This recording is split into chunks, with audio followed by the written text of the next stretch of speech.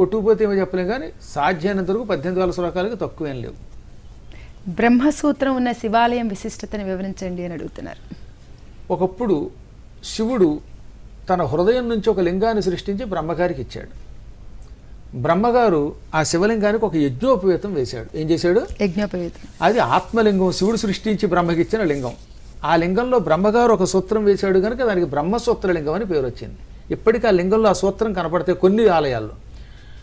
ఈ విధంగా బ్రహ్మ చేతిలోకి వచ్చిన ఆత్మలింగం బ్రహ్మ వేసిన సూత్రం స్వీకరించింది.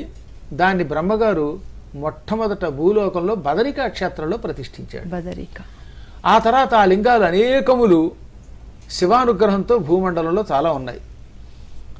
పెద్ద కొత్త కోట అనే పేరుతోటి ఒక పెద్ద కొత్త కోటట నేను ఈ మధ్యన వెళ్ళి చూశాను. శ్రీకాకుళం దగ్గర ఉన్నది. ఆలయం పునరుద్ధరణ చేశారు. అందులో శివలింగం బ్రహ్మసూత్రం ఉన్న శివలింగం. నా అదృష్టం, నేను చూశాను. నిజంగా అలాంటి లింగాలు మళ్ళీ ప్రతిష్ఠింపబడ్డం ఉందే, అది భూమండలానికి ఒక యోగం. అసలు బ్రహ్మసూత్రం ఉన్నటువంటి లింగం దగ్గరికి కాలినడకన వెడితే వాడు కాయిక తపస్సు అంటే శరీరంతో తపస్సు చేసిన వాడు అవుతాడు. 1,00,000 సంవత్సరములు తల్లకిందులుగా బదరీలో తపస్సు చేస్తే వచ్చే ఫలితం కాలినడకన బ్రహ్మసూత్రం ఉన్న లింగం దగ్గరికి వెడితే వస్తుందట. ఈ బ్రహ్మసూత్రం ఉన్న ఆలయం ప్రతిష్ఠించిన వాళ్ళు వెళ్ళిపోయిన 7 తరాలు వాళ్ళు, రాబోయే 7 తరాలు అంటే అటు 7 ఇటు 7 తరాలు 14 తరాలు వాళ్ళు తరిస్తారట. ఆయనతో కలిపి 15 తరాలు అవుతాయి. ఉదాహరణకు ఒక ఆయన ఉన్నారండి, ఆయనకి ఏదో గౌరీ శంకర్ గారు ఇంకో పేరు పెట్టుకోండి, శివశంకర్ గారు ఇంకో శంకర్ గారు, శివుడు అనండి. ఆయన ఒక బ్రహ్మసూత్రం ఉన్నటువంటి లింగాన్ని పునఃప్రతిష్ఠ చేశాడు.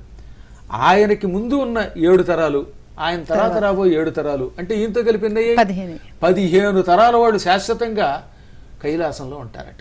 శరీరం విడిచాక, ఇప్పుడు కాదు, చిన్న వయసులో కాదు, సంపూర్ణంగా జీవితం అనుభవించి సుఖంగా ఉండి అప్పుడు కైలాసానికి కడతారు. ఈ బ్రహ్మసూత్రం ఉన్న ఆలయానికి ప్రదక్షిణ చేస్తే భూప్రదక్షిణ చేసిన ఫలితం వస్తుంది. బ్రహ్మసూత్రం ఉన్న ఆలయం దగ్గర ధ్వజస్తంభం ఉంటే ఆ ధ్వజస్తంభం పైకి 3 సార్లు అలా పైకి కిందకి చూస్తే అటువంటి వాడు 3 పర్యాయములు కురుక్షేత్రంలో 1,000,000 సువర్ణ నిష్కాసములు దానం చేసిన ఫలితం పొందుతాడు. అంటే ఇలా ధ్వజస్తంభం చూసి మళ్ళీ తల కిందకి పెట్టి మళ్ళీ పైకెత్తి ఆ ధ్వజస్తంభం చూసి అలా 3 సార్లు చూస్తే వాడు కురుక్షేత్రంలో 3 కోట్ల బంగారు నిష్కాసములు, నిష్కాసం అంటే 12 గ్రాములు, 12 గ్రాముల యొక్క ఒక కాయిన్ని, ఒక నాణ్యముని ఏమంటారు? నిష్కాసం అంటారు. 3 కోట్లు ఇంటూ 12 గ్రాములు అంత బంగారం కురుక్షేత్రంలో గ్రహణం నాడు దానం చేసిన ఫలితం పొందుతాడు. ఇంకా ఆలయం చుట్టూత అమావాస్యల్లోనూ పూర్ణిమ నాడు ఏకాదశుల యందు ఇలాంటప్పుడు ప్రదక్షిణలు చేస్తే ఆ ప్రదక్షిణ మొత్తం భూమండలం అంతా ప్రదక్షిణ చేసిన ఫలితం ఇస్తుంది. ఇలా ఎన్నో శుభాలు చెప్పారు. అటువంటి బ్రహ్మసూత్రం ఉన్న ఆలయాలు కొన్ని నేను చూశాను. ఇందాక చెప్పిన పెద్ద కొత్త కోట శ్రీకాకుళానికి ఇంచుమించుగా దగ్గరలో ఉంటుంది. పెద్ద కొత్త కోట. ఆ తర్వాత లింగాల వలస అని ఉంటుంది అక్కడికి దగ్గరలోనే. ఆ లింగాల వలసలో కూడా ఒక బ్రహ్మసూత్రం ఉన్న ఆలయం ఉన్నది. ఇంకా చాలా ఉన్నాయి.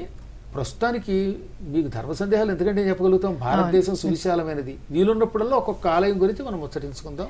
వాటిని చెప్పుకునే భాగ్యం కలగడం కూడా మనకి భాగ్యం. అవునండి.